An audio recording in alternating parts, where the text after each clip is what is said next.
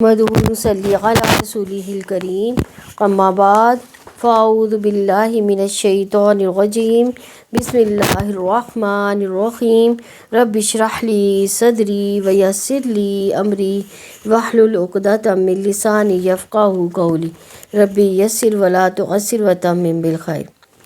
آیت نمبر 102 ہے، یا ایہا الذین آمنو، اے لوگو جو ایمان لائے۔ یا کا مطلب، یا ایہا کا مطلب کیا ہے؟ اے الذی، وہ جو، آمنو ایمان لائے، اتقو تم ڈر جاؤ اللہ تعالیٰ سے، حق ہے تقاتہ اس سے ڈرنے کا، ولا تموتن اور تمہیں ہرگز موت نہ آئے۔ یہ ہرگز کے میننگ کہاں سے آئے؟ یہاں پہ ہرگز نون مشدد جو ہے، نون آخر میں آ رہا ہے نا نون، ولا وا اور لا نہ تا تم موتو مرنا، نون مشدد ہرگز نہیں، اور تمہیں ہرگز موت نہ آئے الا مگر وانتم اس حال میں کہ تم مسلمان ہو۔ وَاعْتَصِمُوا اور مضبوطی سے پکڑ لو بِحَبْلِ رسی کو، اللہ تعالیٰ کی جمیعا سب مل کر، ولا اور نہ تفرقوا تم جدا جدا ہو جاؤ، وَاذْكُرُوا اور یاد کرو نعمت کو اللہ تعالیٰ کی علیکم اپنے اوپر، اذ جب کنتم ہو تم اعداء دشمن، فَأَلَّفَ تو اس نے الفت ڈال دی، بینہ درمیان، قلوبکم تمہارے دلوں میں، قلوب قلب کی جمع ہے، کم تمہارے، فَأَصْبَحْتُمْ تو بن گئے تم، بِنِعْمَتِهِ ساتھ اس کی نعمت کے، اخوانا بھائی، وَكُنْتُمْ اور تھے تم علی شفا کنارے پر، حفرتن ایک گڑھے کے، من النار آگ کے، فَأَنْقَذَكُمْ تو اس نے بچا لیا تمہیں، منہا اس سے، کذالک اسی طرح، یبین کھول کر بیان کرتا ہے اللہ تعالیٰ، لکم تمہارے لیے، آیاتہ نشانیاں اپنی، لعلکم تاکہ تم، تہتدون تم ہدایت پا جاؤ، ولتکن اور لازم ہے کہ ہو، منکم تم میں سے، امتن ایک جماعت، یدعون وہ دعوت دے، الی الخیر نیکی کی طرف، ویأمرون اور وہ حکم دے، بالمعروف بھلائی کا، وینہون اور وہ روکے، عن المنکر برائی سے، واولئک اور یہی لوگ، ہم وہ، المفلحون فلاح پانے والے ہیں، ولا اور نہ تکونوا تم ہو جاؤ، کالذین ان لوگوں کی طرح جو تفرقوا الگ الگ ہو گئے، واختلفوا اور اختلاف کیا انہوں نے، من بعد ما بعد اس کے جو، جاءہم آ چکے ان کے پاس، البینات واضح احکامات، واولئک اور یہی لوگ، لہم ان کے لیے، عذاب ہوگا، عظیم بہت بڑا، یوم جس دن، تبیض سفید ہوں گے، وجوہ کچھ چہرے، تسود اور سیاہ ہوں گے، وجوہ کچھ چہرے، فاما تو وہ، الذین جن کے، اسودت سیاہ ہوں گے، وجوہم چہرے ان کے، اکفرتم کیا کفر کیا تم نے، کیا کفر کیا تم نے، اکفرتم کیا کفر کیا تم نے، بعد ایمانکم اپنے ایمان کے، فذوقوا تو تم چکھو، العذاب عذاب، بما اس وجہ سے کہ، کنتم تھے تم، تکفرون تم کفر کرتے، واما اور رہے، الذین وہ لوگ جن کے، ابیضت سفید ہوں گے، وجوہہم چہرے ان کے، ففی رحمہ سو رحمت میں ہوں گے، اللہ تعالیٰ کی، ہم وہ سب، فیہا اس میں، خالدون ہمیشہ رہنے والے ہوں گے، تلکا یہ، آیات اللہ تعالیٰ کی آیات ہے، نتلوہا ہم پڑھ کر سناتے ہیں ان کو، علیکا آپ پر، بالحق حق کے ساتھ، وما اور نہیں، اللہ تعالیٰ، یرید ارادہ رکھتا، ظلم کا، للعالمین تمام جہانوں کے لیے، وللہ اور اللہ تعالیٰ ہی کے لیے ہے، ما جو کچھ، فی السماواتی آسمانوں میں ہے، وما اور جو کچھ، فی الارض زمین میں ہے، وإلی اللہ اور اللہ تعالیٰ کی طرف، ترجع الامور لوٹائے جائیں گے سارے معاملات۔ رکوع نمبر 2 اور آیت نمبر 102 ہے، اس کی تفسیر دیکھتے ہیں، یا ایہا الذین آمنوا اتقوا اللہ حق تقاتہ ولا تموتن وَلَا تَمُوتُنَّ إِلَّا وَأَنْتُمْ مُسْلِمُونَ، اے لوگو جو ایمان لائے ہو اللہ تعالیٰ سے ڈر جو جیسا کہ اسے ڈرنے کا حق ہے، اور تمہیں ہرگز موت نہ آئے مگر اسی حال میں کہ تم مسلمان ہو۔ یعنی ایمان والوں سے اللہ تعالیٰ سے ڈرنے کا مطالبہ کیا گیا ہے۔ کیوں کیا گیا؟ تاکہ وہ اس کے احکامات اور اسلام کے عائد کردہ فرائض کو پوری طرح سے بجا لائیں جن سے اس نے روکا، جن سے اور اس سے ہم لوگ کیا کریں؟ رک جائیں۔ اتقوا اللہ حق تقاتہ، یعنی کیوں رکنا ہے؟ اللہ تعالیٰ سے ڈر جاؤ جیسا کہ اس سے ڈرنے کا حق ہے۔ یہ تقویٰ کا اصل یہ ہے کہ جس کام کا حکم اللہ تعالیٰ نے دیا ہے اسے انجام دینا ہے، اور جس کام سے منع کیا ہے اس سے باز رہنا۔ حق کا تقاتہ، جیسا کہ اس کے ڈرنے کا حق ہے، یعنی کسی مسلمان پر کبھی بھی ایسا وقت نہیں آنا چاہیے کہ جب وہ اللہ تعالیٰ کے خوف سے غافل ہو، کیونکہ موت کے وقت کا کسی کو علم نہیں، اور اللہ تعالیٰ سے ڈرنے کا حق ہی اصل حق ہونا چاہیے کہ جن اوامر کا اس نے حکم دیا اور جن نواہی سے روکا انہیں ٹھیک اور بر وقت بجا لانا چاہیے۔ یعنی اللہ تعالیٰ سے ایسے ڈرو جس طرح سے اس کے کا حق ہے ڈرنے کا۔ یعنی کیسا حق ہے ڈرنے کا؟ کیسا ڈر ہونا چاہیے؟ جیسے اب رمضان آ رہا ہے تو ہم اگر روزے رکھیں گے تو کیا چھپ کے کھا لیں گے؟ نہیں ڈریں گے۔ ایسا ڈر عام حالات میں بھی ہونا چاہیے، اکیلے میں بھی اللہ کا خوف ہو، اکیلے میں بھی ہم کوئی بھی گناہ کرنے کے بارے میں سوچے بھی نہ۔ سیدنا عبداللہ ابن مسعود رضی اللہ عنہ سے یہ پوچھا گیا کہ اللہ تعالیٰ سے ڈرنے کا حق کیسے ادا ہو سکتا ہے؟ انہوں نے جواب دیا، اللہ تعالیٰ کا ذکر کیا جائے، اس کو بھلایا نہ جائے، اللہ تعالیٰ کا شکر ادا کیا جائے، اس کی ناشکری نہ کی جائے۔ یعنی اگر ہمیں 10 چیزیں اللہ تعالیٰ نے دی ہیں، ایک چیز لے کر کھو لی ہیں، لے لی ہم سے واپس، اور 9 چیزیں ہمارے پاس موجود ہیں، تو ہم کیا کریں گے؟ یہ پتہ نہیں، سب کے پاس تو موجود تھی، ہمارے پاس ہی نہیں رہ گئی، ہم ناشکری شروع کر دیتے ہیں، ایسے کرتے ہیں نا، لیکن اس پر بھی ناشکری نہیں کرنی۔ تو انہوں نے کہا اللہ کا شکر ادا کیا جائے، اس کی ناشکری نہ کی جائے، اللہ تعالیٰ کی اطاعت کی جائے، اس کی نافرمانی نہ کی جائے۔ سیدنا ابن عباس نے فرمایا حق کا تقاتہ ہی کا مطلب ہے کہ اللہ تعالیٰ کی راہ میں جہاد کرے جیسا کہ جہاد کا حق ہے، اللہ کے بارے میں کسی ملامت کرنے والے کی ملامت سے نہ ڈرے، اور انصاف کے ساتھ اللہ تعالیٰ کے لیے کھڑے ہو۔ اگر اپنے خلاف، اپنے ماں باپ کے خلاف بھی انصاف کرنا پڑے تو ایسے وقت میں بھی انصاف کو ہاتھ سے نہ جانے دیں۔ تو اللہ تعالیٰ سے ڈرنے کا حق ادا کرنے کے لیے اس کے احکامات کو پورے طور پر بجا لانا چاہیے۔ تو ہم کیا کرتے ہیں؟ ہم تو کچھ احکامات کو مانتے ہیں، کچھ کو نہیں مانتے۔ اللہ تعالیٰ ہمیں تمام احکامات پر عمل کرنے کی توفیق عطا فرمائے۔ تو اللہ تعالیٰ نے جن کاموں سے روکا ہے ان کے قریب بھی نہیں جانا۔ تو اس آیت کے نزول سے صحابہ کرام رضوان اللہ علیہ پریشان ہو گئے، اور تو اللہ تعالیٰ نے یہ آیت نازل فرمائی فاتقوا اللہ ما استطعتم، تغابن کی 16 نمبر آیت۔ سو جتنے تم استطاعت رکھتے ہو اللہ تعالیٰ سے ڈرو۔ امام شوکانی فرماتے ہیں کہ اس کا مطلب یہ ہے کہ اللہ تعالیٰ سے اس طرح ڈرو جس طرح اپنی طاقت کے مطابق ڈرنے کا حق ہے۔ وَلَا تَمُوتُنَّ إِلَّا وَأَنْتُمْ مُسْلِمُونَ، اور تمہیں ہرگز موت نہ آئے مگر اسی حال میں کہ تم مسلمان ہو۔ یعنی اپنی صحت کے زمانے میں اسلام کی حفاظت کرو، نہ خود بدلو نہ اپنے دین میں تبدیلی کرو، اپنی موت تک اللہ تعالیٰ کے دین پر ثابت قدمی اختیار کرو۔ یعنی جیسے آپ دیکھیں کہ انسان پوری زندگی جس طرح سے زندگی گزارتا ہے تو اسی حالت میں انسان کو موت آتی ہے۔ اگر ہم تندرستی میں اللہ تعالیٰ کے احکامات پہ عمل نہیں کرتے نا تو آخر وقت میں کیا ہوگا؟ ویسے ہی ہماری موت ہوگی، خدا نہ خواستہ۔ لیکن اگر ہم احکامات پر عمل کرنے والے، اللہ تعالیٰ سے ڈر کر زندگی گزارنے والے ہیں تو موت کے وقت بھی اللہ تعالیٰ سے ڈریں گے۔ تو اللہ تعالیٰ نے اسی لیے کہا ہے کہ تم اس حال پہ نہ جانا کہ تم مسلمان ہی نہ ہو، اللہ تعالیٰ کے احکامات کی پابندی نہ کرنے والے ہو، اللہ تعالیٰ کے احکامات کو چھوڑ دینے والے نہ ہو۔ یعنی اس حالت میں تمہاری موت ہونی چاہیے کہ تم دنیا میں بھی اللہ تعالیٰ سے ڈر کے زندگی گزار رہے ہو، اور موت بھی آئے تو ایمان کے ساتھ ہی آئے۔ مسلم احمد میں کہ لوگ بیت اللہ شریف کا طواف کر رہے تھے اور سیدنا ابن عباس رضی اللہ عنہ بھی وہاں تھے، ان کے ہاتھ میں لکڑی تھی۔ بیان فرمانے لگے کہ رسول اللہ صلی اللہ علیہ وسلم نے اس آیت کی تلاوت کی، پھر فرمایا کہ اگر زقوم کا ایک قطرہ بھی دنیا میں گرا دیا جائے تو دنیا والوں کو کی ہر کھانے والی چیز خراب ہو جائے، کوئی چیز کھا پی نہ سکے۔ پھر خیال کرو کہ ان جہنمیوں کا کیا حال ہوگا جن کا کھانا پینا ہی زقوم ہو۔ اور حدیث میں ہے کہ رسول اللہ صلی اللہ علیہ وسلم فرماتے ہیں جو شخص جہنم سے الگ ہونا اور جنت میں جانا چاہتا ہے اسے چاہیے کہ مرتے دم تک اللہ تعالیٰ پر، آخرت کے دن پر ایمان رکھے، لوگوں سے وہ برتاؤ کرے جس سے وہ خود اپنے لیے چاہتا ہو۔ لیکن ہم تو اپنے لیے اچھا سلوک چاہتے ہیں اور دوسروں کے لیے برا سلوک، ایسا ہی ہے نا؟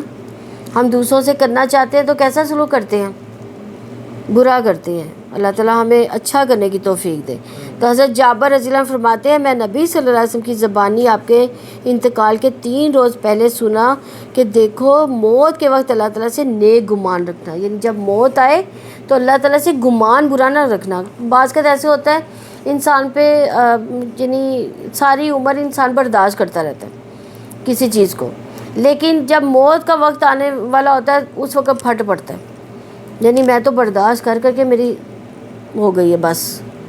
یا کوئی ایسی بیماری ہوتی ہے، بیماری میں کیا ہوتا ہے ہم یہ سمجھ بیٹھتے ہیں اب تو ہم کبھی سے جب ہوں گے ہی نہیں، اب تو ہم چل ہی نہیں سکتے۔ جیسے کوئی بھی بیماری ہو، جیسے گھٹنوں کا درد ہی لے لیں، ہم سمجھتے ہیں یہ کبھی زندگی میں اب صحیح نہیں ہوگا، ایسے ہوتا ہے نا، بیماری کی حالت میں انسان مایوس ہو جاتا ہے۔ تو کبھی بھی ایسا گمان نہ رکھو اللہ تعالیٰ سے، اللہ تعالیٰ سے ہمیشہ نیک گمان رکھو۔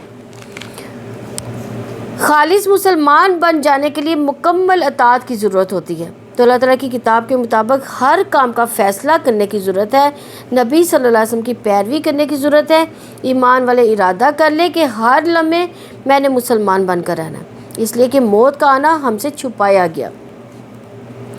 آیت نمبر 103 ہے وَاعْتَصِمُوا بِحَبْلِ اللَّهِ جَمِيعًا وَلَا تَفَرَّقُوا وَاذْكُرُوا نِعْمَةَ اللَّهِ عَلَيْكُمْ إِذْ كُنْتُمْ أَعْدَاءً فَأَلَّفَ بَيْنَ قُلُوبِكُمْ فَأَصْبَحْتُمْ بِنِعْمَتِهِ إِخْوَانًا وَكُنْتُمْ عَلَى شَفَا حُفْرَةٍ مِّنَ النَّارِ فَأَنْقَذَكُم مِّنْهَا كَذَلِكَ يُبَيِّنُ اللَّهُ لَكُمْ آيَاتِهِ لَعَلَّكُمْ تَهْتَدُونَ۔ اور سب مل کر اللہ تعالیٰ کی رسی کو مضبوطی سے تھام لو اور جدا جدا نہ ہو جانا، اور اپنے اوپر اللہ تعالیٰ کی نعمت کو یاد کرو کہ جب تم ایک دوسرے کے دشمن تھے تو اللہ تعالیٰ نے تمہارے دلوں کے درمیان الفت ڈال دی، تو تم اس کی نعمت سے بھائی بھائی بن گئے، اور تم آگ کے گڑھے کے کنارے پر تھے تو اس نے تمہیں اس سے بچا لیا۔ اس طرح اللہ تعالیٰ اپنی نشانیاں تمہارے لیے کھول کر بیان کرتا ہے تاکہ تم ہدایت پا جاؤ۔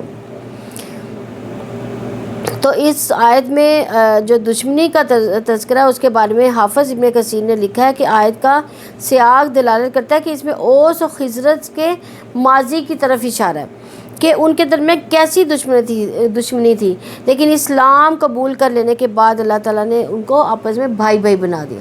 کیونکہ پیچھے ہم نے واقعہ پڑھا تھا نا کہ ایک یہودی وہاں سے گزرا اور اوس و خزرج میں کے محبت دے کر وہ جیلس ہو گیا، تو اس میں کیا کیا تھا اس نے پھوٹ ڈلوا دی تھی نا، ان کی لڑائی ہو گئی تھی۔ تو اسی کو مد نظر رکھتے ہوئے اللہ تعالیٰ نے یہ آیت نازل فرمائی کہ وَاعْتَصِمُوا بِحَبْلِ اللَّهِ جَمِيعًا، اور سب مل کر اللہ تعالیٰ کی رسی کو مضبوطی سے تھام لو۔ یعنی اللہ تعالیٰ کی مضبوط رسی کیا ہے؟ حضرت علی رضی اللہ عنہ سے مرفوعاً روایت ہے کہ رسول اللہ صلی اللہ علیہ وسلم نے فرمایا القرآن حبل اللہ المتین۔ ترمذی کی 2906 نمبر آیت ہے کہ قرآن اللہ تعالیٰ کی مضبوط رسی ہے۔ یہاں رسی سے مراد پھر کیا ہوا؟ رسی سے کیا مراد ہوئی؟ قرآن مجید۔ ایک اور حدیث میں ہے قرآن اللہ سبحانہ وتعالیٰ کی مضبوط رسی ہے، یہ ظاہری نور ہے، یہ سراسر شفا دینے والی، نفع بخش، اس پر عمل کرنے کے لیے یہ بچاؤ ہے، اس کی تابع داری کرنے والے کے لیے یہ نجات ہے۔ سیدنا عبداللہ فرماتے ہیں ان راستوں میں شیاطین چل پھر رہے ہیں مگر اللہ کے راستے پر آ جاؤ، اللہ کی رسی کو مضبوط تھام لو، وہ رسی قرآن کریم ہے، اختلاف نہ کرو، پھوٹ نہ ڈالو، جدائی نہ کرو، علیحدگی سے بچو۔ اب دیکھیں قرآن پر عمل کرنے والے جو ہیں وہ ایک ہیں، لیکن قرآن میں اختلافات پانے والے وہ الگ الگ ہیں۔ تو اختلافات کس کی بنا پر پھر ہوا؟ قرآن کی وجہ سے، یعنی قرآن میں اختلاف جو ہے وہ ہماری سوچ کے مطابق ہے، لیکن اگر قرآن کے اصل احکامات پر آپ عمل کرتے ہو تو آپ تو فرقے میں نہیں پڑھ سکتے، پھر آپ کا کوئی مذہب نہیں ہے، نہ آپ پھر یعنی نہ آپ اہل حدیث ہو، نہ اہل سنت ہو، نہ شیعہ ہو، نہ دیوبندی ہو، پھر کچھ بھی نہیں ہو، پھر آپ خالی جو ہے یعنی خالص مسلمان ہو اگر آپ قرآن پہ عمل کرتے ہو تو ہمیں تو کوئی فرقہ تو نہیں رکھنا نا، ہمیں تو کیا ہے مسلمان بننا ہے۔ تو قرآن مجید اللہ تعالیٰ کی رسی ہے، اس کو مضبوطی سے تھامنے سے مراد دراصل اس کے احکامات کو تھامنا ہے۔ اور قرآن حکیم میں اتنی قوت ہے کہ جو اس کے احکامات پر چلے گا وہ خواہ دنیا کے کسی گوشے میں ہو، کسی نسل سے تعلق رکھتا ہو، اس کی سچائی کے ساتھ جڑنے کی وجہ سے ذہنی اعتبار سے جڑ جائے گا۔ آپ یہ دیکھیں خانہ کعبہ ہم جب جاتے ہیں تو ہر ملک سے مسلمان آئے ہوتے ہیں، کوئی کالا، کوئی گورا، کوئی پتہ نہیں وہ یعنی بھاری، کوئی مطلب اس طرح سے ہر ایک ملک سے، لیکن آپ دیکھیں کہ ان میں کتنی باہمی محبت ہوتی ہے۔ کس وجہ سے ہوتی ہے؟ کہ وہ مسلمان ہیں، کہ مسلمان ہیں، یعنی مسلمان ایک جسم کی مانند ہے کہ یعنی اگر ایک حصہ بھی اس کا درد کرتا ہے نا تو پورے جسم جو تکلیف محسوس کر رہا ہوتا ہے۔ تو اسی طرح مسلمان ہیں۔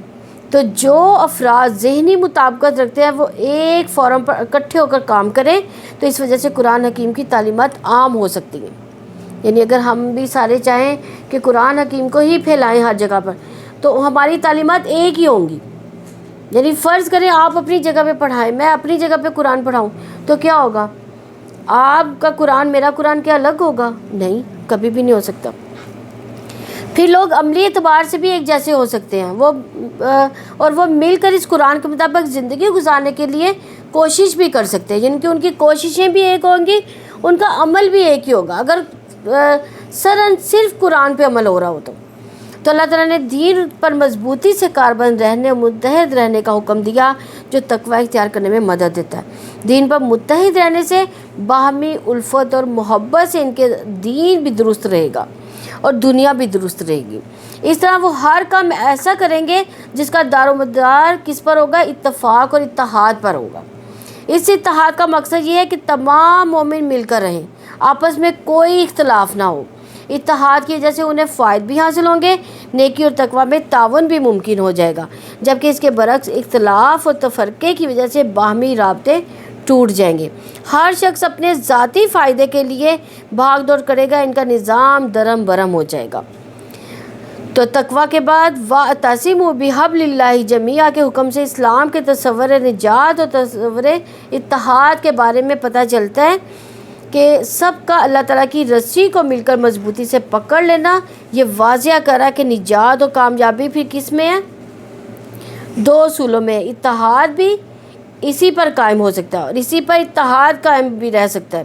سیدہ قتادہ رضی اللہ عنہ رحم اللہ فرماتے ہیں اللہ تعالیٰ نے آپ کے لیے فرقہ اور اس میں پڑھنے کو ناپسند کیا ہے، اس نے تمہیں اس سے ڈرایا، اس سے روکا، اس نے آپ کے لیے سمیع اور اطاع یعنی سننا اور اطاعت کرنا اور الفت یعنی باہمی محبت اور جماعت کو پسند کیا۔ لہٰذا اگر استطاعت رکھتے ہو تو اپنے آپ کو اس پر راضی کر لو جس کو اللہ تعالیٰ نے آپ کے لیے پسند کیا۔ اللہ تعالیٰ نے کیا ہمارے لیے پسند کیا ہے؟ اتفاق، اتحاد، باہمی محبت، یعنی ہم ایک دوسرے سے محبت کریں، الفت کریں۔ محبت کس بنا پر ہونی چاہیے ہماری؟ اللہ کی رضا کے لیے، اور نفرت ہو تو کس بنا پہ؟ اللہ کی رضا کے لیے ہونی چاہیے۔ تو صحیح مسلم ہے رسول اللہ صلی اللہ علیہ وسلم فرماتے ہیں 3 باتوں سے اللہ رحیم خوش ہوتا ہے، 3 باتوں سے ناخوش ہوتا ہے۔ ایک کیا بات ہے کہ اسی کی عبادت کرو، اس کے ساتھ کسی کو شریک نہ کرو، اور دوسرا اللہ تعالیٰ کی رسی کو اتفاق سے یعنی متحد ہو کر پکڑو، تفرقہ نہ کرو، ایک دوسرے کے ساتھ اختلاف نہ کرو۔ اور آج دیکھیں ہمارے اختلافات ہی ہمیں ایک دوسرے سے دور کر رہے ہیں، اور کچھ ایسے عناصر ہمارے مسلمانوں میں شامل ہو گئے ہیں کہ وہ ہم سب میں پھوٹ ڈلوا رہے ہیں۔ اور تیسرا اللہ تعالیٰ نے کیا کہا؟ تیسرے مسلمان بادشاہوں کی خیر خواہی کرو، فضول بکواس، زیادتی، سوال، بربادی مال، یہ تینوں چیزیں جو ہے رب کی ناراضگی کا بھی سبب ہے۔ فضول باتیں، زیادتی اور بربادی مال یعنی فضول مال خرچ کر دینا، یہ تینوں کیا ہے؟ رب کی ناراضگی کا ہے۔ اور آپ دیکھیں کہ ہم فضول جو ہے رسومات میں پھنسے ہوئے ہیں، اور رسومات کے پیچھے ہم لاکھوں روپے اڑا دیتے ہیں، ہم بالکل بھی وہ نہیں. اگر ہم نے کسی کی مدد کرنی ہو تو ہم کیا کہتے ہیں 5 روپے بھی نکالنے ہمارے لیے مشکل ہے. لیکن فضول رسومات کے پیچھے ہم لاکھوں لگا دیتے ہیں. اپنے گھر کو سجانا ہو تو لاکھوں روپے ایسے نچھاور کر دیں گے, کچھ برا نہیں سمجھیں گے. لیکن اگر ہمارا کوئی ہمسایہ بیمار ہے یا اس کے پاس کھانے کو کچھ نہیں ہے, اس کو دینا ہم گوارا نہیں کریں گے. تو اتفاق و اتحاد ہر قوم کی قوت کی ریڑھ کی ہڈی ہے. اتفاق اس وقت ہی ہو سکتا ہے جب کہ ہر قبیلہ, ہر قوم, ہر علاقے کے لوگ اسلام کی قوت اور ساکھ برقرار رکھنے کے لیے اپنے اپنے جذبات کو دبا کر رکھیں. اس آیت کریمہ میں مسلمانوں کو اتفاق و اتحاد کی نصیحت کی گئی ہے اور ہر قسم کے اختلاف سے ڈرایا گیا ہے, اور اتفاق کی بنیاد قرآن کریم کو بتایا گیا. اور جیسا کہ معلوم ہے کہ سنت قرآن سے جدا نہیں ہو سکتی, اور قرآن بغیر سنت کے نہیں سمجھا جا سکتا. اسی لیے مسلمانوں کے درمیان حقیقی اتفاق و اتحاد صرف کس سے ہوگا؟ پھر قرآن سے اور سنت سے. فرقہ بندی کی تاریخ بتاتی ہے کہ قرآن و حدیث کے فہم, اس کی تشریح وغیرہ میں اختلاف تو صحابہ اور تابعین کے عہد میں بھی تھا. یعنی فرض کریں کہ کسی ایک بات پہ صحابہ کے درمیان بھی اختلاف رہا ہے, لیکن اس اختلاف کو انہوں نے فرقہ بندی میں نہیں بنا لیا, فرقہ بندی نہیں بنائی انہوں نے. ایسے نہیں کیا کہ اس کا تمہارا فرقہ یہ ہے میرا فرقہ یہ ہے, یہ نہیں. اختلاف ضرور ہوتا ہے, ہر زمانے میں ہوتا ہے, ہر انسان کو دوسرے انسان سے ہوتا ہے, لیکن اس کو فرقہ بندی میں نہیں بنانا. مسلمان قرآن و حدیث کی وجہ سے فرقوں اور گروہوں میں تقسیم نہیں ہوئے, کیونکہ اختلاف کے باوجود سب کے لیے اطاعت اور عقیدت کا محور اور مرکز سے قرآن ہی تھا یا حدیث رسول تھا. امام مسلم نے زید بن ارقم سے روایت کی ہے کہ رسول اللہ صلی اللہ علیہ وسلم نے فرمایا کہ آگاہ رہو, میں تمہارے پاس 2 بہت بھاری اور عظیم چیزیں چھوڑے جا رہا ہوں. کون سی 2 بھاری اور عظیم چیزیں؟ ہاں, ان میں سے ایک کتاب اللہ اور دوسرا اللہ کی رسی.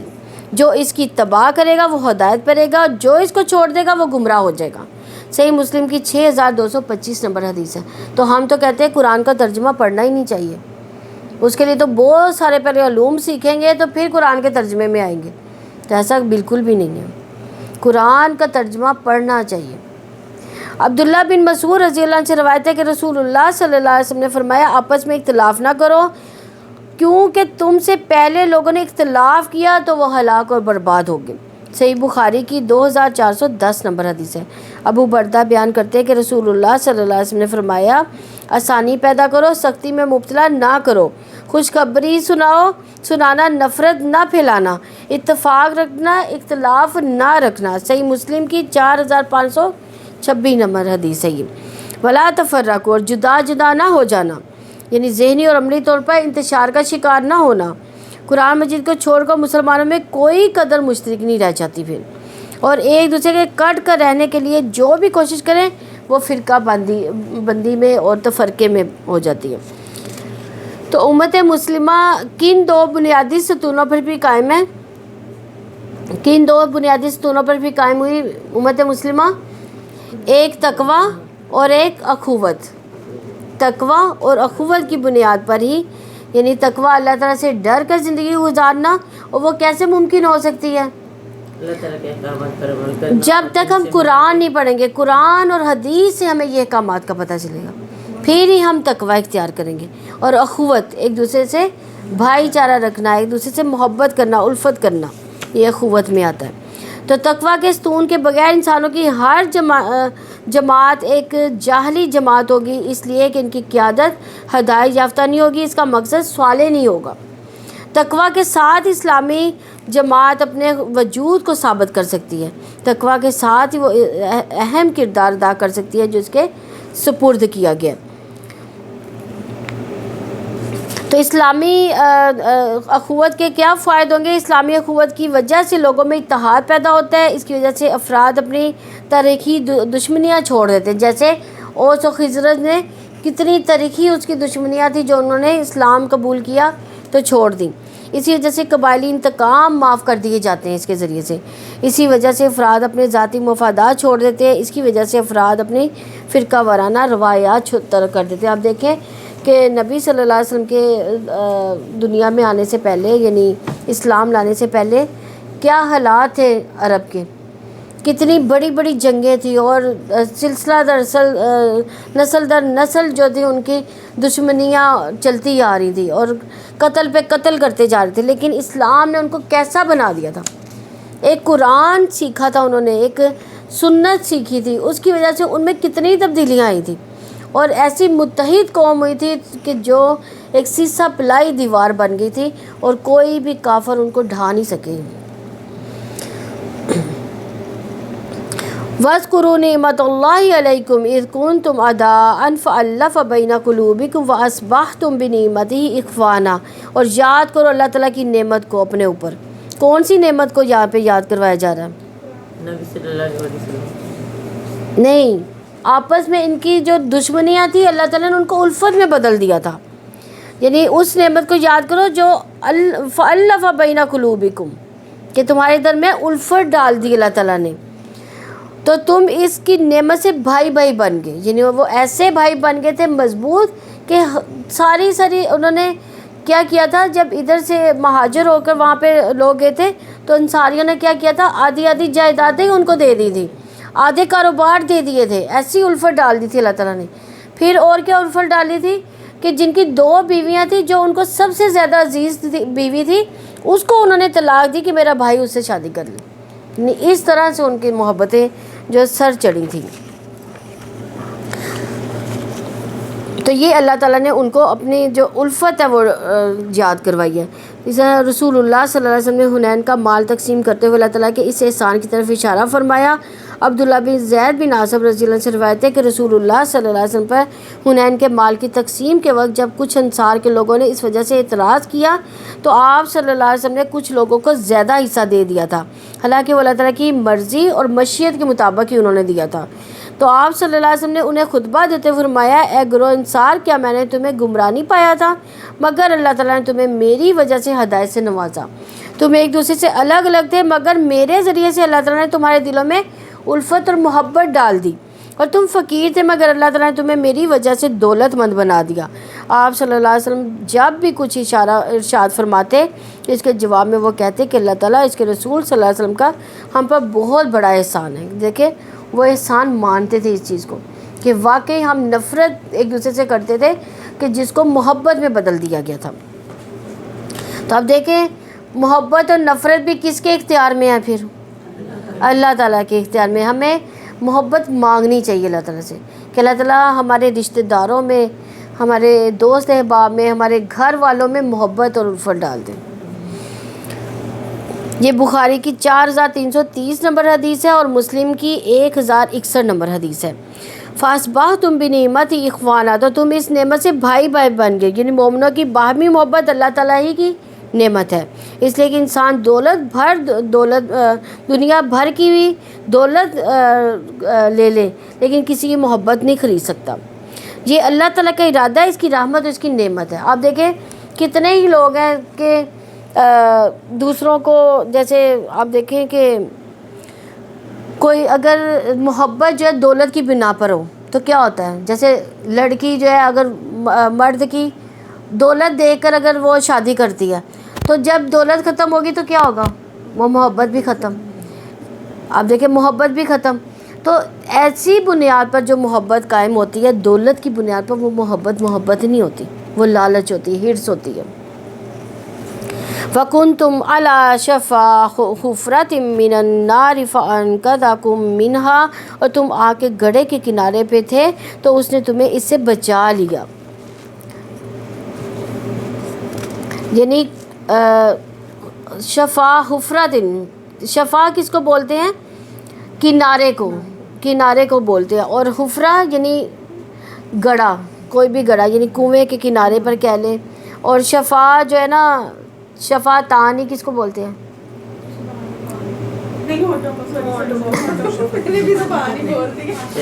ہونٹوں کو بولتے ہیں. شفا کیوں بولتے ہیں؟ کیونکہ یہ بالکل کنارہ ہے نا، کنارہ ہے منہ کا، اس لیے اس کو شفا تانی. اور شفا کس کو بولتے ہیں؟ صحت یابی کو. شفا اس میں فرق ہے.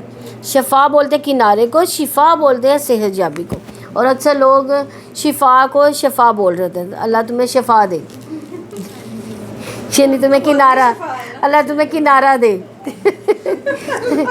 یہ شین کے نیچے زیر ہوگی تو پھر وہ بنے گا صحت مند. اچھا تو اس کا جیسے کچے کنویں کا کنارہ اس کو کہتے ہیں شفا حفرہ. فان کدا کم منہا، تو اس نے تمہیں اس سے بچا لیا، تمہیں اسلام کی طرف ہدایت دے کر، اس نے تمہیں بچا، یعنی اسلام کی طرف ہدایت دے کر اللہ تعالیٰ کی آگ سے بچا لیا. یعنی بالکل کنارے پہ، یعنی آگ کے کنارے پہ تھے عرب والے، یعنی مدینے کے لوگ، اوس اور خزرج کے لوگوں کو کہا جا رہا ہے نا، ان کی بات ہو رہی ہے نا. تو اللہ تعالیٰ کے نبی صلی اللہ علیہ وسلم سے کہا جا رہا ہے کہ وہ بالکل آگ کے کنارے پہ تھے، آگ کے کنارے پہ تھے، یعنی بالکل آگ میں جانے ہی والے تھے کہ اللہ کے نبی صلی اللہ علیہ وسلم کے ذریعے ان کو بچا لیا گیا. ابن عباس نے کہا کہ اگر تم جاہلیت پر مر جاتے تو تم آگ والوں میں سے ہوتے. فن کذا کم منہا، اللہ تعالیٰ نے دین اسلام سے اور محمد صلی اللہ علیہ وسلم کی دولت کے ذریعے سے تمہیں نجات دی گئی. مقادر میں حیات کا قول ہے کہ اللہ تعالیٰ نے تمہیں شرک سے ایمان کی طرف نجات دی. تو مدینہ کے 2 قبائل اوس اور خزرج کے بارے میں یہ آیت نازل ہوئی. اسلام قبول کرنے کے بعد یہ دونوں قبائل بھائیوں کی طرح ایک محفل میں بیٹھے ہوئے تھے کہ قریب سے ایک یہودی گزرا. یہ بات اس پر گرا گزری، اس نے ایک شخص کو بھیجا جو جنگ بعث میں ان کے درمیان گزرے واقعات کا تذکرہ کرنے لگا، حتیٰ کہ لوگ ایک دوسرے کے مخالف ہو گئے. ان کے اندر جذبہ انتقام بھڑک اٹھا، انہوں نے اپنے اپنے جھنڈے اٹھا لیے، اسلحہ طلب کر لیا گیا. مقام ہرہ دوبارہ جنگ کے لیے تقریباً طے ہو گیا. اس بات کی اطلاع نبی صلی اللہ علیہ وسلم کو دی گئی. آپ صلی اللہ علیہ وسلم ان کے پاس آئے، انہیں ٹھنڈا کیا، فرمایا کیا تم دوبارہ جاہلیت کی طرف دعوت دیتے ہو حالانکہ میں تمہارے درمیان میں ہوں. اس کے بعد آپ صلی اللہ علیہ وسلم نے یہ آیت تلاوت فرمائی. اس میں انہیں سخت ندامت ہوئی، ان کے درمیان صلح ہوگی. انہوں نے اسلحہ پھینک دیا، اللہ تعالیٰ ان سے راضی ہو گیا. حالانکہ وہ مسلمان تھے لیکن پھر بھی کیا کیا، انہوں نے ایک دوسرے پہ اسلحہ تان لیا. اگر وہ مر جاتے تو کیا ہوتا، اگر وہ ایک دوسرے کو مار دیتے تو کیا ہوتا. نبی صلی اللہ علیہ وسلم کے آنے سے پہلے ہی اگر وہ ایسی حرکت کر جاتے تو کیا ہوتا، قتل ہو جاتا.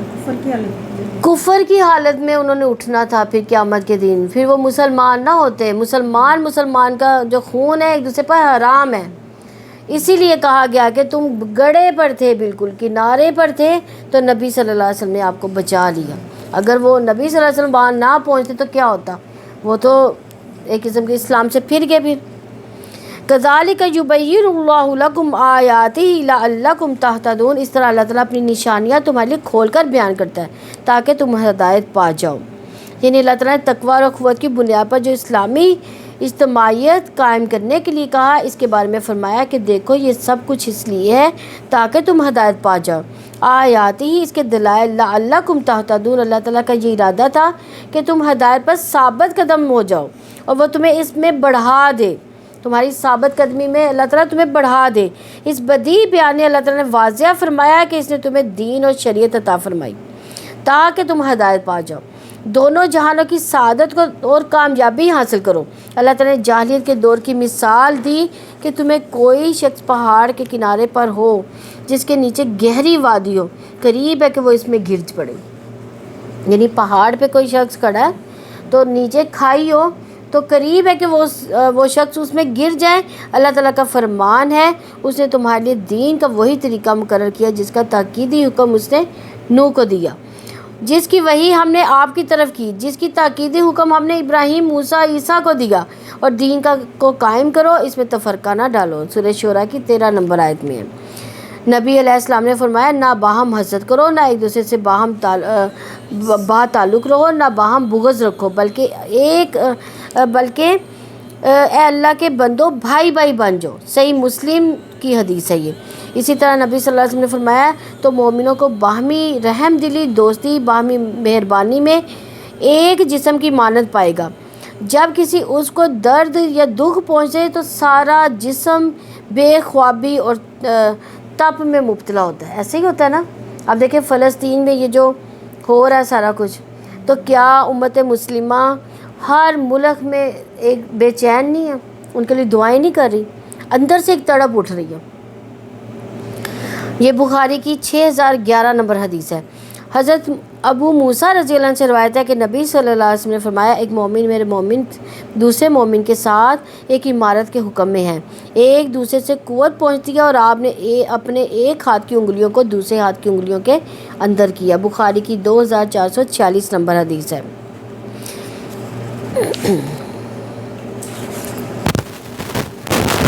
104 ہے، وَلْتَكُن مِّنكُمْ أُمَّةٌ يَدْعُونَ إِلَى الْخَيْرِ وَيَأْمُرُونَ بِالْمَعْرُوفِ وَيَنْهَوْنَ عَنِ الْمُنكَرِ وَأُولَٰئِكَ هُمُ الْمُفْلِحُونَ۔ اور لازم ہے کہ تم میں سے ایک جماعت ہو جو نیکی کی طرف دعوت دے اور بھلائی کا حکم دے اور برائی سے روکے، اور یہی لوگ فلاح پانے والے ہیں۔ یعنی اس آیت کریمہ میں اللہ تعالیٰ نے امت مسلمہ کو ایک بہت بھاری ذمہ داری عائد کی ہے، اور کہا ہے کہ مسلمانوں میں ایک ایسی جماعت کا ہونا ضروری ہے جو لوگوں کو کیا کرے، نیکی کی یا خیر کی دعوت دے، اچھائی کا حکم دے، برائی سے روکے۔ اس کے بعد اللہ نے ایسی صراحت کر دی کہ امت مسلمہ کی دینی اور دنیاوی فلاح و بہبود کی یہی بنیادی شرط ہے۔ تو یہاں امت سے مراد مجاہدین، امر بالمعروف نہی عن منکر کا کام کرنے والے لوگ ہیں۔ تو امت مسلمہ کا فریضہ اقامت دین ہے۔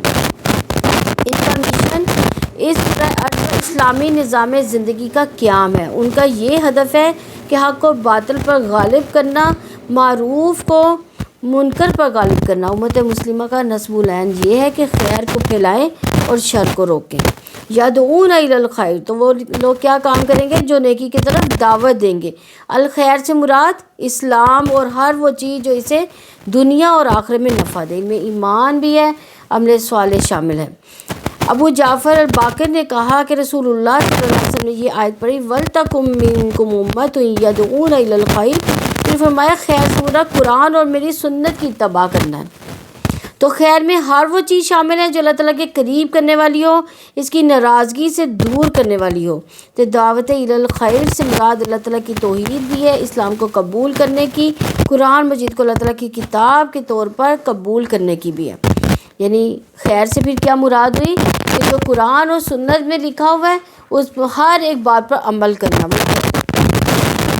وَلْتَكُن مِّنكُمْ أُمَّةٌ يَدْعُونَ إِلَى الْخَيْرِ، اور لازم ہے کہ تم میں سے ایک جماعت ہو جو نیکی کی طرف دعوت دے۔ اس میں مومنوں کو یہ ہدایت کی گئی کہ ان میں سے ایک جماعت ایسی ضرور ہونی چاہیے جو لوگوں کو اس کی راہ کی طرف بلائے، اس کے دین کی طرف رہنمائی کرنے کے لیے ہمہ وقت تیار رہے۔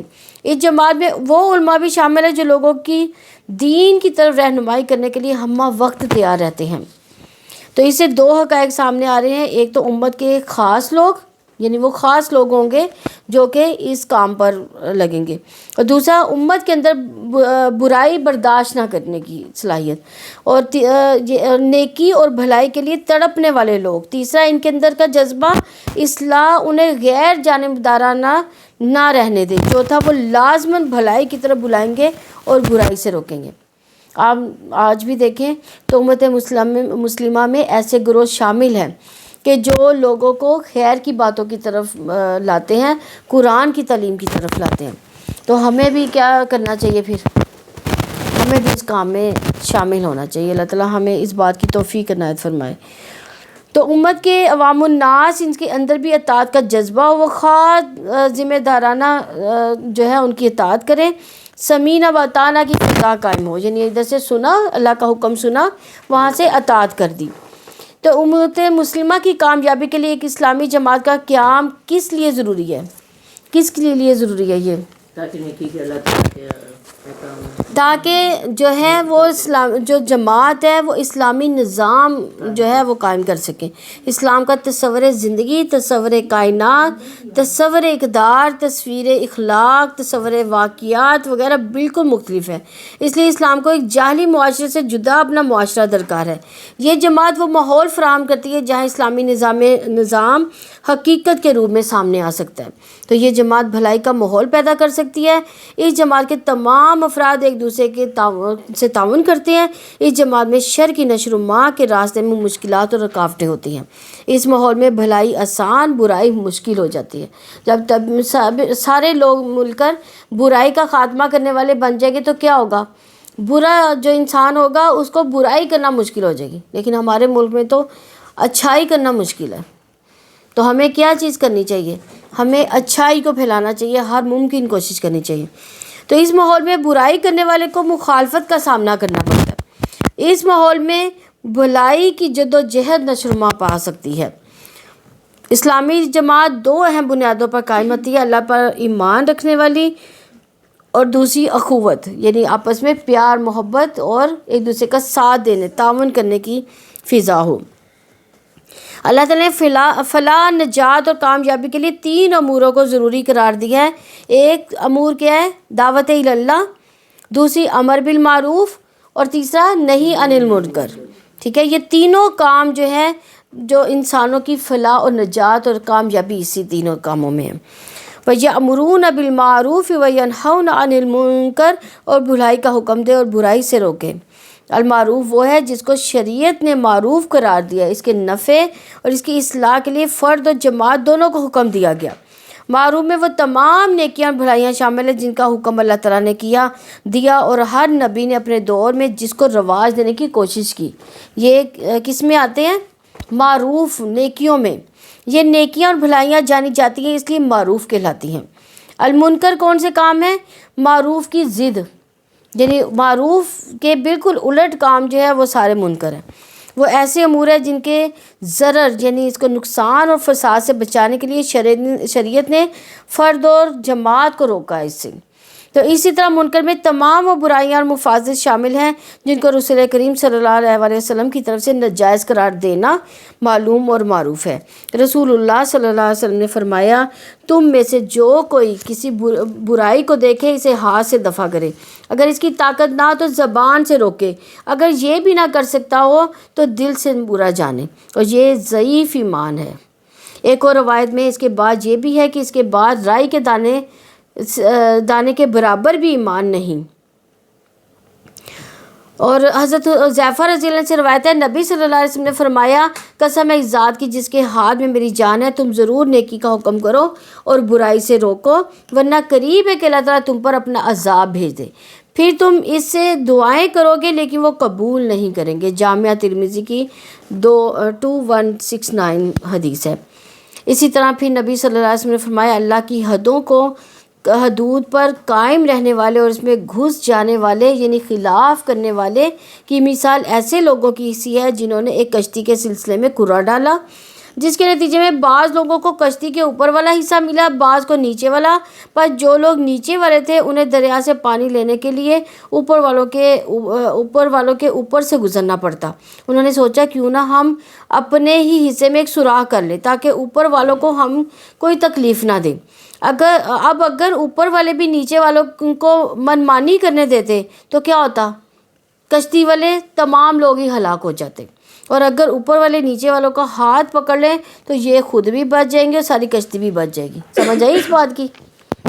یعنی فرض کریں کہ ایک بحری بیڑا ہے، یعنی وہ اوپر نیچے کی منزلیں ہیں اس میں۔ اب اوپر والے جو ہیں وہاں سے پانی لینا آسان ہے سمندر سے، اب نیچے والے تو نیچے ہی ہیں نا، وہ کیسے لیں گے؟ کشتی تو اونچی ہوتی ہے، سائڈیں اس کی اونچی ہوتی ہیں، جب اوپر جائیں گے تو باہر سے سمندر سے پانی لیں گے نا۔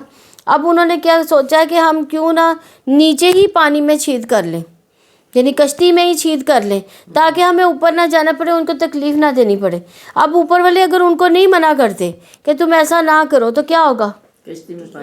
کشتی ہی ڈوب جائے گی، یعنی اوپر والے بھی گئے، نیچے والے بھی ان کا بھی بیڑا غرق ہو گیا۔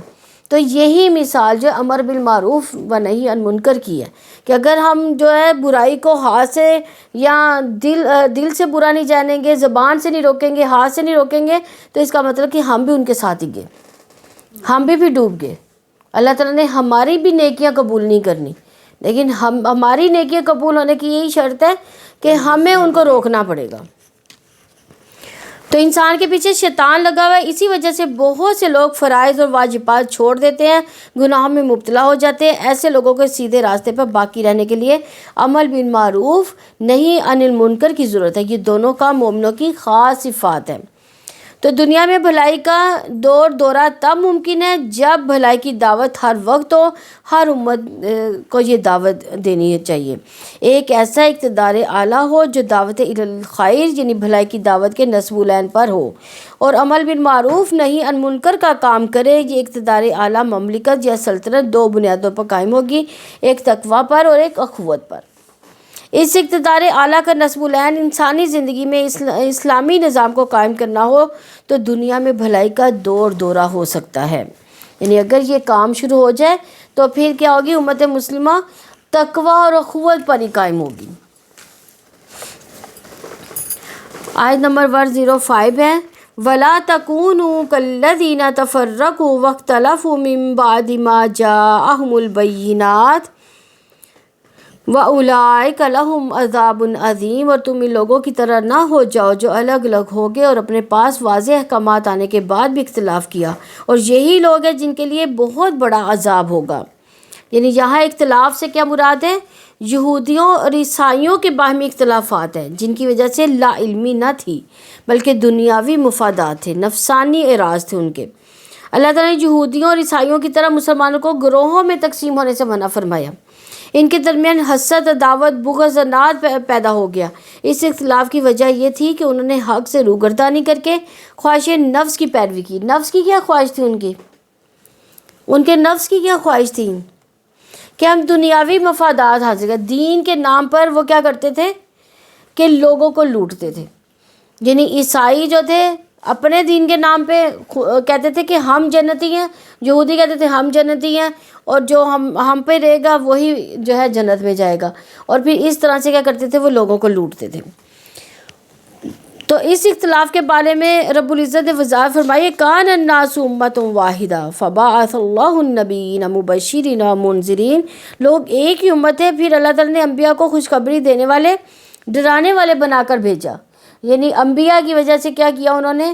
اپنا جو ہے تفرقہ ڈال دیا ان میں، حالانکہ اللہ تعالیٰ نے ایک ہی یعنی دین اسلام پر ہی سب کو قائم رکھا ہے۔ لیکن کیا آج یہ تفرقہ آج بھی ہم میں قائم نہیں ہے؟ کیا ہم یہ فرقے بنے ہوئے ہیں؟ دیکھیں آج اگر ہم دیکھیں، ہم یہ نہیں کہہ سکتے کہ یہود و نصارہ فرقہ بندی کرتے تھے، آج مسلمان بھی کرتے ہیں۔ کیا ہمیں اپنے اپنے فرقے میں ہم خوش نہیں ہیں؟ ہم یہ کہتے ہیں، ہر فرقہ یہ کہتا ہے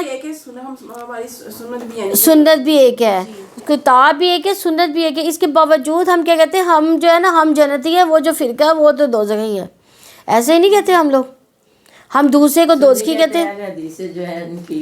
نہیں تو سنی اگر اہل حدیث میں جائے نا تو وہ کہتے ہیں کیوں جا رہے ہیں یہ آپ کا، یعنی کہ چینج ہو جائے گا سب کچھ، سب کچھ چینج ہو جائے گا۔ حالانکہ ہمیں کیا کرنا چاہیے؟ تو ایک ہی ہے، حدیثیں ایک ہے، قرآن ایک ہے، لیکن اس میں تفرقہ بازی کر لی ہے نا، اس میں تفرقہ بازی ہوگی ہر چیز میں۔ تو ہمیں اس میں کیا پھر کرنا چاہیے؟ ہمیں کون سے دین پر عمل کرنا چاہیے؟ نماز میں کیا فرق ہے باجی؟ سنی صرف رفع یدین کا فرق ہے ان میں، صرف رفع یدین، رفع یدین کا فرق ہے۔ ہاں جی یہ سنت ہے، یعنی ہم یہ بھی نہیں کہہ سکتے کہ رفع یدین نہیں کریں گے تو نماز نہیں ہوگی، لیکن ہاں یہ ضروری بھی نہیں ہے، لیکن سنت ہے۔ لیکن سنت کی اگر پیروی نہیں کریں گے تو پتہ نہیں اللہ تعالیٰ ہماری یہ جو رفع یدین کرنا ہے یہ سنت ہے، یعنی اگر نہیں بھی کرتے نا تو نماز تو قبول ہوگی، لیکن ظاہری بات ہے ناقص ہے اس میں، پتہ نہیں ہماری پہلے بھی نمازیں صحیح ہے کہ وسلم کیا بھی ہے، رفع یدین نہیں بھی کیا، وہ نہیں کیا، نہیں کیا کے بارے میں حدیث کوئی وہ نہیں ہے۔ یہی کہتے ہیں نا کہ وہ یہ تھا کہ مطلب وہ خانہ کعبہ میں بت جو تھی وہ تھے، لیکن بات یہاں پہ جو بات ہو رہی ہے نا فرقہ بندی کی ہو رہی ہے، یہاں پہ جو بات ہے نا فرقہ بندی کی ہو رہی ہے، نہ گرہ سے فرقہ بندی کی ہو رہی ہے۔ فرقہ بندی سے کیا مراد ہے کہ ہمیں یہ نہیں ہم سوچتے کہ ہم نے دین اسلام پر عمل کرنا ہے، دین اسلام نہیں، ہم اس کو اہم نہیں سمجھتے، ہم اپنے فرقوں کو اہم سمجھتے ہیں کہ ہمارا فرقہ جو ہے سب سے، مجھے کوئی کہتے ہیں میں نے کہا وہ حدیث پہ عمل کرتے تو وہ زیادہ بیسٹ ہے، مجھے تو اچھا لگا مذہب، ہم سے زیادہ اچھا ہے، سنیوں سے زیادہ اچھا ہے، تو ہم اچھا لگا۔ اچھا یہاں پہ یہ سوال ہے کہ فرقوں میں تقسیم ہونے کی کیا بنیادی چیزیں ہیں؟ سنت کے مطابق عمل کریں، یعنی ہم نسل کی بنیاد پر بھی فرقے بناتے ہیں، ٹھیک ہے، نسل کی بنیاد پر بھی فرقے بناتے ہیں، خاندان کی بنیاد پر بھی بناتے ہیں، ہمارا خاندان اعلیٰ ہے، ہم کیوں وہ چھوٹے خاندان میں اپنے بچیوں کے رشتے تھے یہ تو بہت بڑا جنہیں ہم باہر کرنا ہی نہیں چاہتے, ہم اپنے خاندان سے نکلنا ہی نہیں چاہتے. تیسرا, مال کی بنیاد پر بھی فرقہ بندی ہوتی ہے. یعنی مال جو ہے نا انسان کا دماغ ہی اوپر کر دیتا ہے. ایک خاندانی حساب اور دوسرا مال, تو یہ تو دماغ انسان کا جو ہے نا 7ویں آسمان پہ لگ جاتا ہے, اور اس سے بھی ہم جو ہے نا نیچے نہیں آنا چاہتے. ہم اب اپنی بچیوں کے رشتے کسی بھی یعنی نا اگر ہم امیر ہیں تو چھوٹے طبقے میں نہیں کرنا چاہیں گے, ہمیں اعلیٰ سے اعلیٰ رشتے چاہیے. تو انسان فرقوں میں کیسے تقسیم ہو جاتے ہیں؟ انسان فرقوں میں بٹ جاتے ہیں جب بھی اللہ تعالیٰ سے تعلق کی بجائے کوئی اور چیز کی بنیاد رکھتے ہیں. ہم اللہ تعالیٰ سے تعلق توڑ کر پھر یہ نسل اور مال اور یہ خاندانوں کے چکروں میں ڈل کے تو اپنا جو ہے نسب جو ہے نا ہم اعلیٰ بناتے ہیں, تو پھر کیا ہوتا ہے, پھر ہم فرقوں میں بٹ جاتے ہیں. دوسرا یہ کہ جب بھی اللہ تعالیٰ کے خوف کی جگہ کوئی اور خوف لیتا ہے, تو جب بھی آخرت کے مفاد پر کوئی اور مفاد حاوی ہو جاتا ہے, تب انسان فرقوں میں بٹ جاتا ہے. تو ہمیں اللہ کا خوف تو نہیں ہوتا نا, ہمیں تو لوگوں کا خوف ہے. لوگ کیا کہیں گے؟ اگر ہم نے اہل حدیث ہیں, ہم نے اہل سنت میں اپنی بیٹی دے دی یا بیٹا بیاہ دیا, تو لوگ کیا کہیں گے؟ اگر دیوبندیوں میں بیاہ دیا, لوگ کیا کہیں گے؟ اگر ہمارا اعلیٰ خاندان ہے تو ہم نے چھوٹے خاندان میں بیاہ دی, تو لوگ کیا کہیں گے؟ یعنی ہمیں لوگوں کا خوف زیادہ, اللہ کا خوف نہیں ہے. حالانکہ دیکھا جائے تو حضرت آدم علیہ السلام کی ہی ساری اولاد آ رہی ہے. وَلَا تَكُونُوا كَالَّذِينَ تَفَرَّقُوا, اور تم ان لوگوں کی طرح نہ ہو جاؤ جو اللہ تعالیٰ جو الگ الگ ہوگے. تو اس سے یہ پتہ چلتا ہے کہ اللہ تعالیٰ نے فرقہ بندی سے رکنے کا حکم دیا ہے. فرقہ بندی کی تاریخ بتاتی ہے کہ قرآن و حدیث کے فہم, اس کی تشریح وغیرہ میں اختلاف تو صحابہ رضوان اللہ علیہ اور تابعین کے عہد میں بھی تھا. یہ فرقہ بندی کا سبب نہیں ہے. یعنی اگر ہمارا اختلاف ہو جاتا ہے, ہم کہتے ہیں یہ اس آیت کا مطلب یہ ہے, اگر دوسرا بندہ کہتے ہیں نہیں اس کا مطلب یہ ہے, تو یہ جو ہے اختلاف کی وجہ, یہ فرقہ بندی نہیں ہے. یہ تو آپ دیکھیں, یہ صحابہ کرام کے جو اختلاف, ان کی جو تفسیر والی کتابیں ہیں نا, وہ انہوں نے خود بنائی ہیں, ان میں فرق ہے تفسیر میں. چلے تفسیر ابن کثیر میں تو کوئی فرق نہیں ہے نا, وہ تو اہل سنت بھی مانتے ہیں اور اہل حدیث بھی مانتے ہیں, تو وہ پڑھ لیں. اس میں اور کسی اور حدیث کو نہ دیکھیں, کسی اور وہ اس کو نہ دیکھیں. یعنی بخاری مسلم کو بھی سارے مانتے ہیں, ادھر سے تفسیر ابن کثیر کو بھی سارے مانتے ہیں, تو پھر ان کے مطابق آپ عمل کر لیں, ان کے مطابق کر لیں. ترجمہ تفسیر کرواتے ہی نہیں سنی, بہت کم اس طرح ہے. تو یہ جو چیزیں ہیں یہ فرقہ بندی کا سبب نہیں ہونی چاہیے, کیونکہ یہ اختلافات ہیں. اختلاف تو کسی بھی انسان میں ہو سکتا ہے, لیکن یہ فرقہ بندی کا سبب نہیں ہونا چاہیے. مسلمان قرآن و حدیث کی وجہ سے فرقوں اور گروہوں میں تقسیم نہیں ہوئے, کیونکہ اختلاف کے باوجود سب کے لیے اطاعت اور عقیدت کا محور مرکز قرآن اور حدیث ہی ہے. تو تقویٰ اور اعتصام بالحبل اللہ جمیعا, سب کو اللہ تعالیٰ کی رسی کو مل کر مضبوطی سے پکڑ لینا, ان دو اصولوں سے ہٹتے ہی پھوٹ پڑ جاتی ہے اور لوگ فرقوں میں بٹ جاتے ہیں. اگر ہم اللہ کی رسی, کون سی اللہ کی؟ قرآن پاک اللہ کی رسی ہے. میں نے کل بتایا تھا نا کہ قرآن پاک اللہ تعالیٰ کی رسی ہے. تو اگر ہم قرآن کو پکڑ لیتے ہیں اور حدیث کو پکڑ لیتے ہیں, تو کیا ہوتا ہے, پھر تو ہم فرقوں میں بٹ ہی نہیں سکتے. تو اختلاف دنیاوی اغراض اور خواہش نفس کی پیروی اللہ تعالیٰ کی بھیجی ہوئی ہدایت سے روگردانی کرنے کی وجہ سے پیدا ہوتا ہے. نبی صلی اللہ علیہ وسلم کی جو روایت فرقہ بندی کے حق میں پیش کی جاتی ہے کہ میری امت کا اختلاف رحمت ہے, یہ موضوع روایت ہے. اگر ان امت کا اختلاف رحمت کا سبب ہوتا تو رسول اللہ صلی اللہ علیہ وسلم یہ نہ فرماتے کہ میری امت 73 فرقوں میں بٹ جائے گی, جن میں سے ایک فرقہ جنتی ہوگا اور باقی سب جہنم میں ہوں گے. دیکھیں ایک فرقہ جو ہے وہ جنتی ہے, اور یہاں پہ تو ہر فرقہ یہ کہہ رہا ہے تو ہم جنتی ہیں, باقی سارے جو ہے وہ جہنمی ہیں. اب یہ دیکھیں, آپ پتہ نہیں, یہ تو اختلاف کا فیصلہ جو ہے یہ قیامت کے دن ہی ہوگا. اللہ تعالیٰ ہمیں جنتیوں میں شامل کر لے, ورنہ ہمارے اعمال تو ایک ہی فرقہ جنت میں جانا ہے. رسول اللہ صلی اللہ علیہ وسلم نے جنت میں جانے والے فرقے کی پہچان یہ بتائی کہ جو میرے اور میرے صحابہ رضوان اللہ علیہ کے طریقے پر ہوگا, جو اللہ کے بتائے ہوئے طریقے اور نبی کے طریقے پر چلے گا وہی جنت میں جائے گا. اب ہمیں اپنے اعمال ٹٹولنے پڑیں گے, اس بارے میں اپنے اعمال خود ہی ٹٹولیں گے تو پتہ چلے گا کہ واقعی ہم. کئی لوگ کہتے ہیں آپ جو اپنی حدیث کا نمبر بھی ان کو بتا دو. نہیں یہ حدیث تو ہے ہی نہیں. میں نے کہا ہم کس طرح آپ کو کیسے بتائیں, ہم کس طرح سے آپ کو کہاں سے نکال کے دیں, جب آپ کو کہہ رہی ہے حدیث کا نمبر ہے, یہ حدیث ہم نے دیکھی ہے آپ دیکھ لو. نہیں یہ تو فرقہ بندی کا آغاز اطاعت و عقیدت کے محور و مرکز کے بدلنے سے ہوتا ہے. جب شخصیات کے اقوال کو پہلا درجہ دیا جاتا ہے تو قرآن و حدیث کے احکامات خود بخود دوسرے درجے کی حیثیت اختیار کر جاتے ہیں. یہی سے امت کے اندر فرقہ بندی کا آغاز ہوا جو دن بدن بڑھتا ہی چلا گیا اور اتنا مضبوط ہو گیا کہ اب جو کسی خاص شخصیت کے اقوال افکار کے ساتھ خود کو کچھ کہتا ہے تو اس کا اسلام مشکوک ہو جاتا ہے, کچھ بھی وہ بولے. امت میں اختلاف کو راہ دینے والے بعض کج فہم لوگوں نے اختلاف امت رحم یعنی امت کے جو اختلافات ہیں یعنی ضعیف اور کمزور حدیث کا سہارا لے کر امت میں اختلاف پیدا کر دیا, جبکہ اس حدیث کی کوئی سند نہیں. اسے طبرانی اور بہقی نے اپنے ابن عباس سے سند ضعیف کے ساتھ مرفوعاً روایت کی ہے. اس حدیث کی سند تو کمزور ہی ہے, اس کے علاوہ بہت سی قرآنی احادیث اور صحیح احادیث کے مخالف بھی ہے.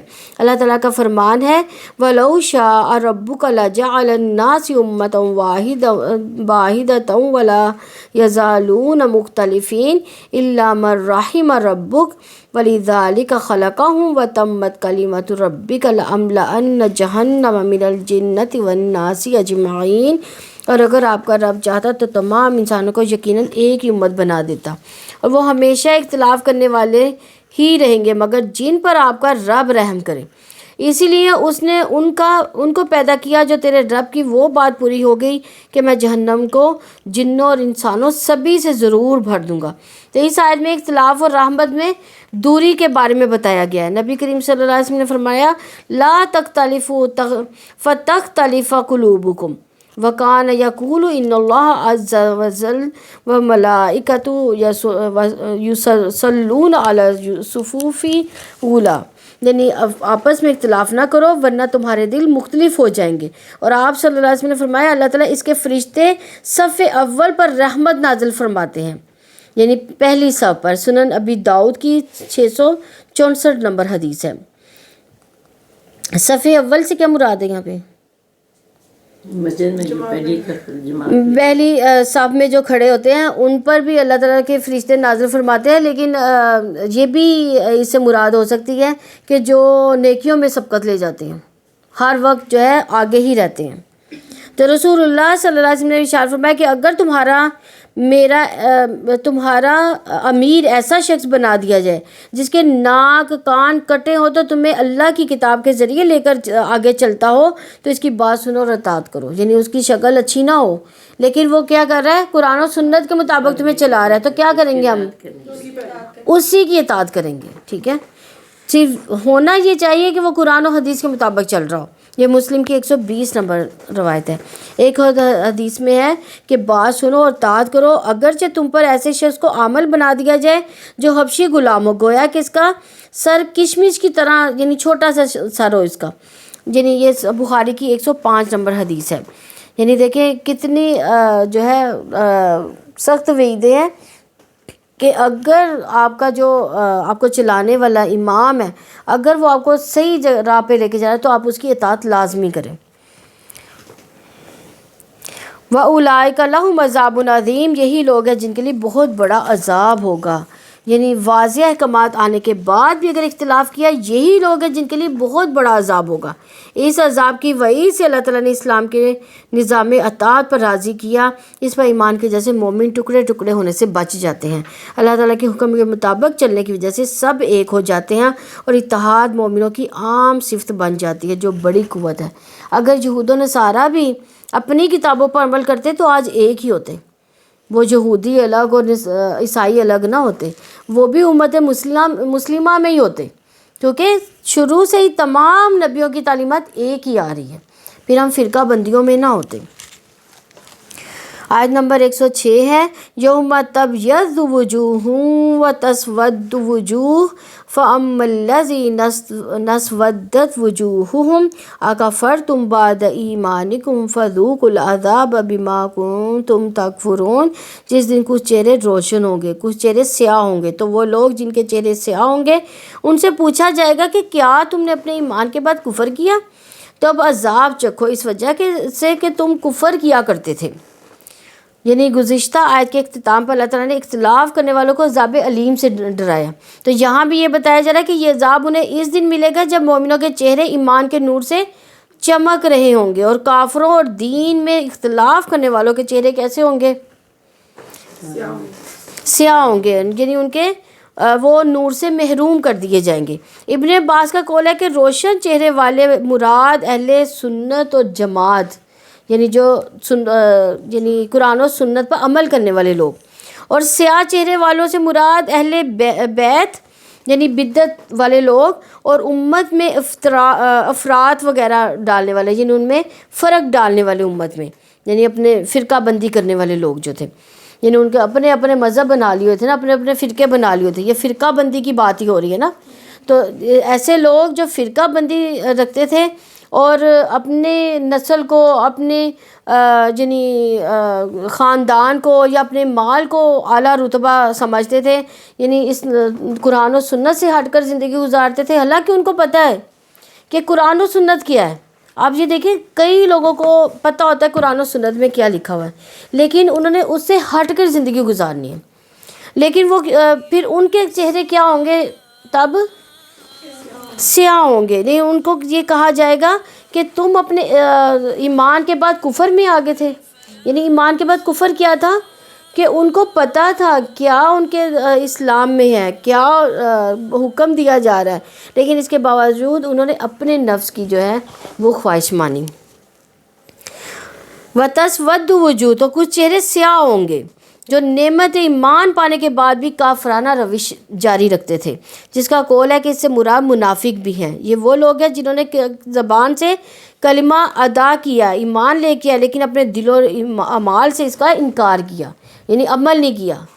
ویسے کلمہ پڑھ لیا، ایمان لے آئے، لیکن عمل کے ذریعے ایمان ظاہر نہیں کیا انہوں نے. تو ایسے لوگوں کے بارے میں ارشاد ہے وَالَّذِينَ كَسَبُوا السَّيِّئَاتِ جَزَاءُ سَيِّئَةٍ بِمِثْلِهَا وَتَرْكَهُمْ ذِلَّةً مَا لَهُم مِّنَ اللَّهِ مِنْ عَاصِمٍ كَأَنَّمَا أُغْشِيَتْ وُجُوهُهُمْ قِطَعًا مِّنَ اللَّيْلِ مُظْلِمًا. اور جن لوگوں نے برائیاں کمائی تو برائی کا بدلہ اسی جیسا ہوگا جو اس کو رسوائی ڈھانپے گی. کوئی انہیں اللہ تعالیٰ سے بچانے والا نہ ہوگا، گویا اس کے چہرے سیاہ رات کے ٹکڑوں سے ڈھانپ لیے گئے.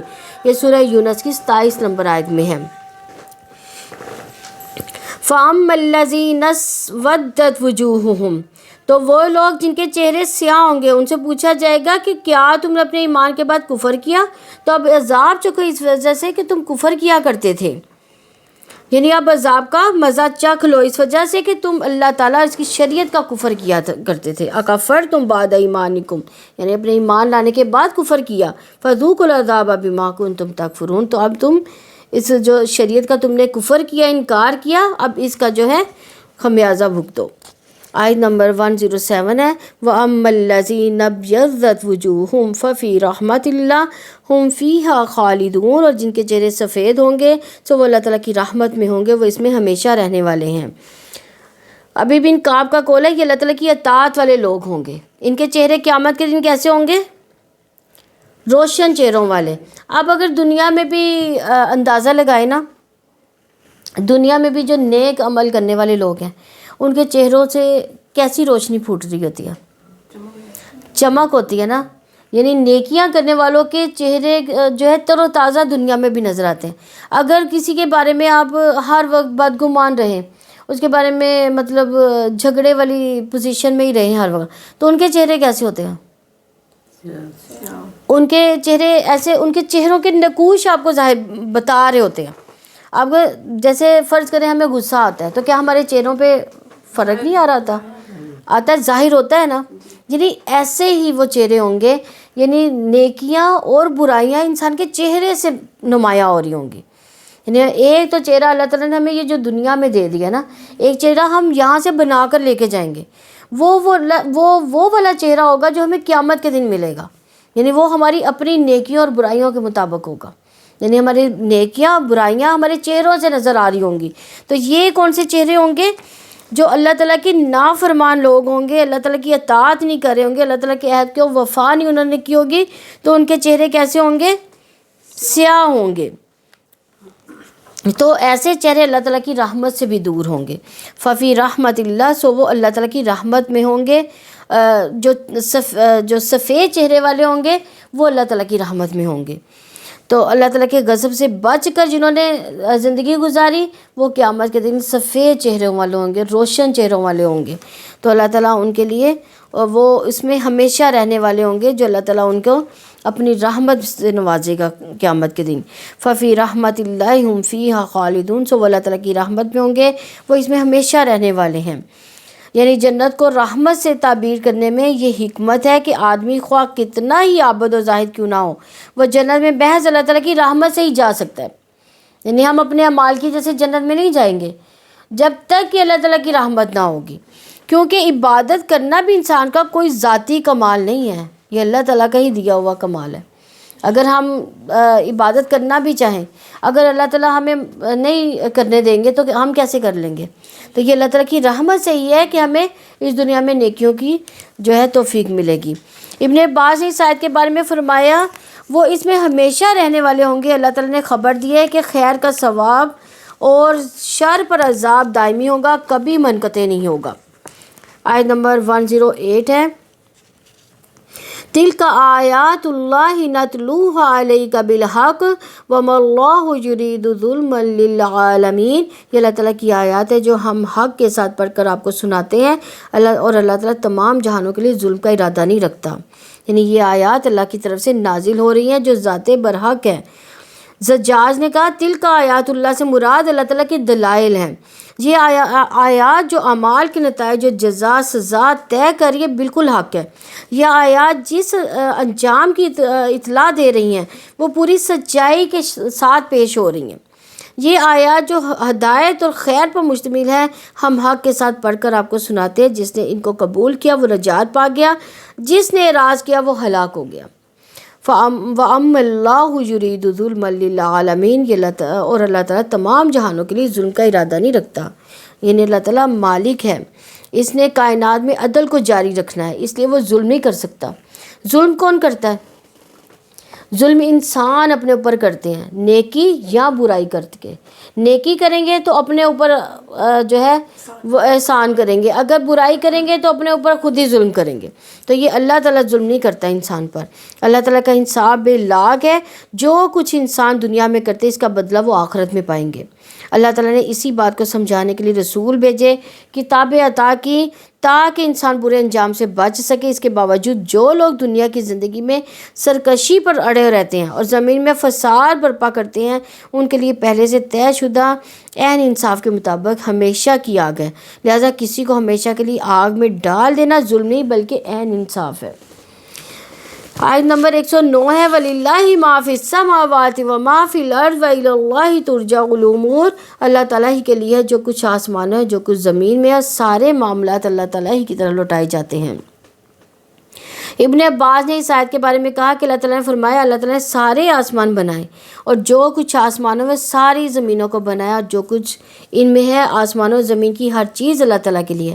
اللہ تعالیٰ ہر چیز کا مالک ہے، مالک ہی فیصلہ کر سکتا ہے۔ وَإِلَى اللَّهِ تُرْجَعُ الْأُمُورُ، سارے معاملات کس کی طرف لوٹائے جاتے ہیں؟ اللہ تعالیٰ کی طرف لوٹائے جاتے ہیں، تمام امور اللہ تعالیٰ کی طرف لوٹائے جاتے ہیں، اس لیے کہ آخری فیصلہ کس کا ہوگا؟ اللہ تعالیٰ کا۔ دنیا میں انسان اگر مرضی سے فیصلہ کرتا ہے تو اسے دیکھ لینا چاہیے کہ اس کی مرضی کے ناحق استعمال کی وجہ سے فیصلہ اس کے حق میں ہوتا ہے یا اس کے خلاف ہوتا ہے۔ اس آیت کے توجہ سے انسان کے شعور کو بیدار کیا جا رہا ہے کہ اللہ تعالیٰ یہ چاہتا ہے کہ انسان اپنی زندگی کو اسی کے لیے خالص کر دے۔